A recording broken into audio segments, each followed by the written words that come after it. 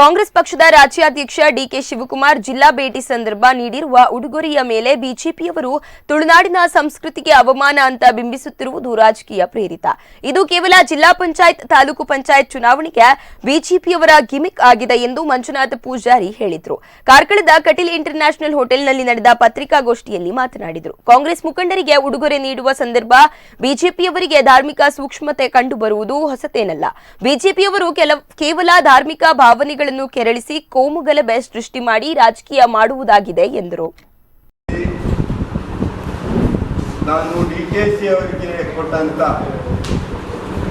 ಏನು ಸನ್ಮಾನ ಮಾಡುವ ಕಾರ್ಕಳ ಬ್ಲಾಕ್ ಕಾಂಗ್ರೆಸ್ ಮತ್ತು ಹೆಬ್ರಿ ಬ್ಲಾಕ್ ಕಾಂಗ್ರೆಸ್ ವತಿಯಿಂದ ಕಾರ್ಕಳಕ್ಕೆ ಆಹ್ವಾನಿಸುವ ದೃಷ್ಟಿಯಲ್ಲಿ ಮಾನ್ಯ ವೀರಪ್ಪ ಮೊಯ್ಲಿ ಅವರ ಒಂದು ಸೂಚನೆಯಂತೆ ಅವರನ್ನು ಗೌರವಿಸಿ ಕಾರ್ಕಳಕ್ಕೆ ಬನ್ನಿ ಎಂದು ಆಹ್ವಾನಿಸುವ ಒಂದು ಕಾರ್ಯಕ್ರಮ ನಾವು DCCಯಲ್ಲಿ ಮಾಡಿದ್ದೇವೆ.